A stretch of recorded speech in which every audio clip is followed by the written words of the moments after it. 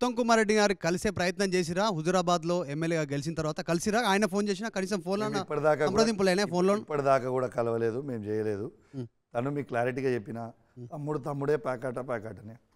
ఆయన కూడా చేయలేదా మీకు విష్ చేయడానికి? చేయలేదు. అసెంబ్లీలో కలుసుకున్నాం. అసెంబ్లీలో నా ప్రమాణ స్వీకారం రోజు ప్రమాణ స్వీకారం చేసినాక కలుసుకున్నాం. ఒకటి ఈటెల రాజేందర్ గురించి చెప్పారు. అక్కడ గెలిచింది కేసీఆర్, ఈటెల కాదు. అన్నిసార్లు 4 సార్లు 7 సార్లు ఎన్నిసార్లు ఉప ఎన్నికలు కలుపుకుంటే. కానీ మీరు చెప్తా ఉన్నారు ఈటెలకు గెలవలేదని చెప్పేసి. ఈటెలకు సంబంధించినటువంటి ఉప ఎన్నికల్లో ఆయన గెలిచిన తర్వాత ఆయనను బాగా గుర్తించినట్టుగా కనిపించింది. మొత్తం సమాజం అంతా కూడా పెద్ద లీడర్గా ప్రొజెక్ట్ అయ్యారు. కేసీఆర్ను కొట్టేది ఈటెలని అనేటువంటిది ఒక డైలాగ్స్ కూడా వినిపించినటువంటి పరిస్థితి. కానీ మీరు మాజీని చేస్తారన్నారు, మాజీ చేసి చూపించారు. మీరు పొలిటికల్గా మీరు ఛాలెంజ్ చేశారు. ఏం జరిగింది ఇంత మధ్యలో? కేవలం 21 నుంచి 23 2 ఏమైంది? మీకు ఒకటే మాట చెప్తా ఉన్నా మధు గారు, మీరు ఇవాళ మీకు తెలియని పాయింట్ కూడా ఇలా ఆర్టీవీలోనే బ్రేక్ చేస్తూ ఉన్నా. ఇది ఖచ్చితంగా పెద్ద ఎత్తున మీరు ఫ్లాష్లో వేయాలి. ఈనాడు 2021 బై ఎలక్షన్లో గెలిచిన తర్వాత ఒక 4-5 మీడియా మిత్రులతో కూర్చొని ఇవాళ ఈటల రాజేందర్ గారిని బీజేపీ పార్టీ నమ్ముకుంటే పైకి లేస్తుంది, లేకుంటే భూస్థాపితం అవుతుందని 4-5 మీడియా మిత్రుల మధ్యలో ఆయన వ్యాఖ్యలు చేశారు. పాపం బీజేపీ వాళ్ళు నమ్మి ఈయనకి అనేక పదవులు, ఇవాళ క్యాంపెయిన్ కమిటీ చైర్మన్ అనో అనేక కమిటీలను ఆయనకి బీజేపీ సెంట్రల్లో ఏదో నేషనల్ పోస్టో సంథింగ్ ఏవో 4 పోస్టులు ఇచ్చింది. ఎగ్జిక్యూటివ్ కమిటీ ఒక 4-5 పోస్టులు ఇచ్చిండని ఆయనకి ఇచ్చి ఆఖరికి బండి సంజయ్ గారిని అధ్యక్షుని తీసేయమంటే కూడా తీసేసారు. ఇవాళ ఏం చేసిండండి? బీజేపీ పార్టీని భూస్థాపితం చేసింది ఈటల రాజేందర్ గారు కాదా? ఈ వేదిక ద్వారా డైరెక్ట్గా అడుగుతున్నాం మధు గారు మిమ్మల్ని కూడా, నేను యావత్ ఉన్న ఈటల రాజేందర్ గారి అభిమానులను పక్కకు పెట్టుకుని ఇవాళ ఈటల రాజేందర్కి కౌశిక్ రెడ్డి బీజేపీ వాళ్ళకి కౌశిక్ రెడ్డి అంటే కోపం ఉంటుండొచ్చు, కౌశిక్ రెడ్డిగా బీఆర్ఎస్ పార్టీగా. కానీ బీజేపీ పార్టీ వాళ్ళని, ఒరిజినల్ బీజేపీ పార్టీ కార్యకర్తని గుండె మీద చేసుకొని అడగండి, ఈటల రాజేందర్ని ఏ ఒక్క బీజేపీ పార్టీ కార్యకర్త సమర్థిస్తాడా ఒక్కసారి మీరు అడగండి. దానికంటే నేను ఓకే ఛాలెంజ్ చేస్తా ఉన్నాను. ఇవాళ ఈటల రాజేందర్ అంటే ప్రతి బీజేపీ కార్యకర్త తిట్టుకుంటా ఉన్నాడు, వచ్చి పార్టీని నాశనం చేసినంటా ఉన్నారు. ఇలా ఈటల రాజేందర్ చరిత్ర ఎక్కువసేపు మనం మాట్లాడితే కూడా మంచిది కాదు. మీకు ఎలక్షన్ల ముందు కూడా ఒకటే ఛాలెంజ్ చేసిపోయినా నేను, అన్ని ఛాలెంజ్ ముందు. ఈటల రాజేందర్ గారిని ఓడగొట్టిన తర్వాత వచ్చి మీతో మాట్లాడుతా అని చెప్పినా, ఈటల రాజేందర్ గారిని ఓడగొట్టినా నెల రోజుల్లో వచ్చినా మీ దగ్గర మాట్లాడుతూ ఉన్నా.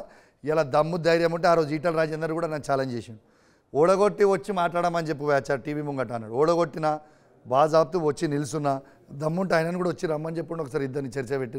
ఇప్పుడు పొలిటికల్ గా కంటే మీ ఇద్దరి మధ్య పర్సనల్ గా ఎక్కువగా నడిచింది. ఎందుకంటే కౌశిక్ రెడ్డి పేరు తీసుకోవడానికి ఇష్టపడలేదు ఈటల రాజేందర్.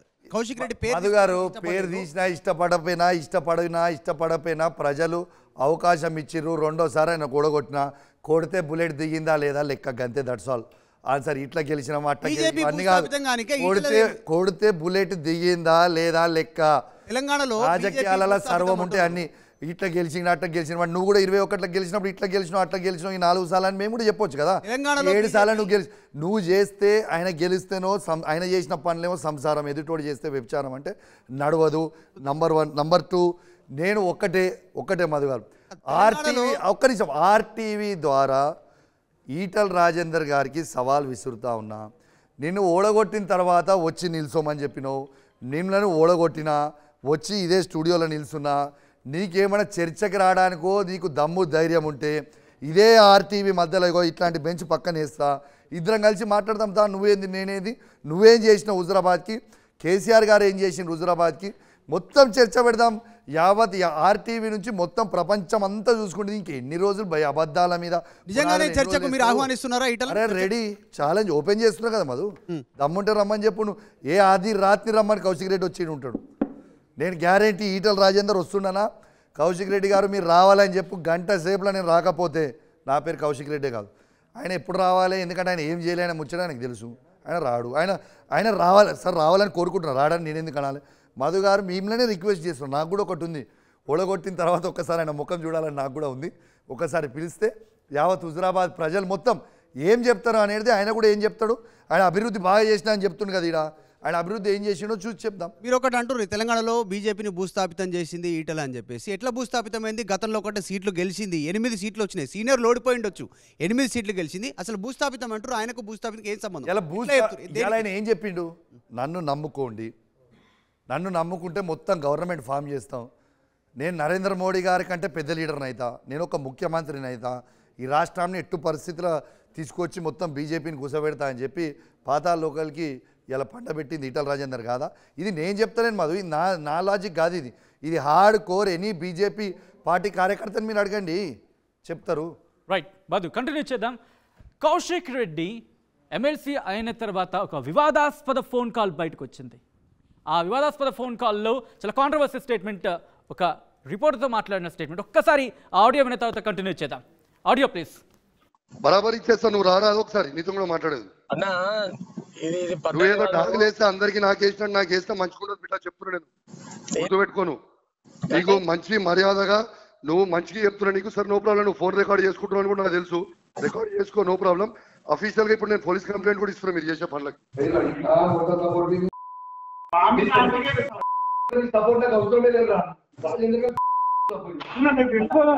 కౌశిక్ రెడ్డి గారు ఏంటి అన్ని బీపులు వేసుకునేటట్టు ఏం మాట్లాడారు? ఎందుకు కౌశిక్ రెడ్డికి ఇఫ్ ఐ కోట్ అండ్ అన్కోట్, బహుశా కొంచెం రాంగ్ వచ్చేమో, సోషల్ మీడియాలో ఒక మాట వినిపిస్తుంటుంది, దాక్కుము దీర్ఘం లా, ఎందుకంత?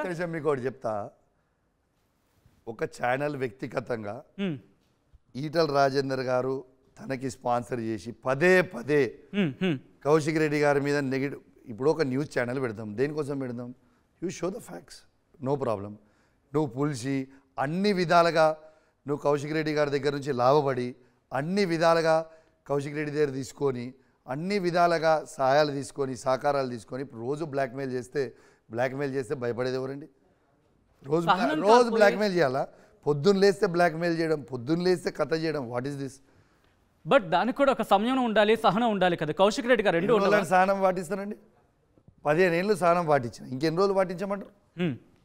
పాటించినా, మంచిగా చెప్పినా, మర్యాదగా చెప్పినా, బుధగిరి చెప్పినాం, బట్ వాళ్ళు చేసే పనులు ఏంటిది? రోజు పొద్దున్న లేస్తే ప్రజల్ని మీలాంటి గౌరవమైన ఛానల్స్ మాట్లాడితే దాని అద్భుతంగా ఉంటుంది. ఇట్లాంటి బ్లాక్మెయిలర్ల ఛానళ్ళ గురించి మీరు దయచేసి మాట్లాడద్దు ప్లీజ్. ఓకే, ఆ విషయాన్ని పక్కన పెడితే రాజ్యాంగ పదవిలో ఉన్న గవర్నర్ విషయంలో కూడా ఇటువంటి పదజాలం ఉపయోగించారు. ఏంటి కౌశిక్ రెడ్డికి అంత టెంపర్ ఏంటి?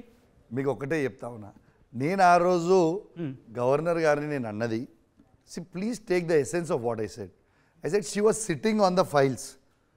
సరే కొంచెం మన తెలుగులో అనేసరికి it look little awkward, but what I meant was she was sitting on the files. ఒక అసెంబ్లీలో కౌన్సిల్లో పాస్ అయిన బిల్స్ని, పబ్లిక్కి ఉపయోగపడే బిల్స్ని, పాస్ అయిన బిల్స్ని తీసుకొచ్చి గవర్నర్ ఆఫీస్లో పెట్టుకొని నిత్యం ఇబ్బంది పడతా ఉన్నారు, ప్రజలు ఇబ్బంది పడతా ఉన్నారు అన్న కానీ just take the essence of what I said in that. But I said she was sitting on the files, దాన్ని they just blew it out of proportionate. ఇప్పుడు ఎమ్మెల్యే అయ్యారు, సారీ ఏమని చెప్తారా? గవర్నర్ ఇంకా ఆమెనే ఉంది, వాడికి కౌశిక్ సారీ చెప్తారా? వాడికి నేను ఆల్రెడీ దానికి ఇవ్వాల్సిన ఎక్స్ప్లెనేషన్ ఆల్రెడీ ఇచ్చేసిన. ఇక్కడ ఈ వేదిక నుంచి ఏమని చెప్తారా? ఆల్రెడీ ఇవ్వాల్సిన ఎక్స్ప్లెనేషన్ ఇచ్చేసిన. బట్ కానీ కౌశిక్ రెడ్డి గారు, బికాస్ మీరు ప్రజల నుంచి వచ్చారు, ప్రజల అక్కడ పీపుల్ రిప్రజెంటేటివ్గా వెళ్దాం అనుకున్నప్పుడు మీరే టెంపర్ లూజ్ అయిపోతే అంటే ఒక మాట అంటూ ఉంటారు, సభ్య సమాజానికి ఏం చెప్దామని చెప్పి కౌశిక్ రెడ్డి. నేను మీకు ఒక్కటే చెప్తా ఉన్నాను, I'm a educated politician. Exactly, నేను జాతీయ జెండా మోసిన వ్యక్తిని, ఆడ నుంచి రాజకీయాలకు వచ్చిన 100% you will see the change in public. We are new generation politicians, 100% you will see a change. New జనరేషన్లో బూతులు ఉంటాయా? You will see the difference.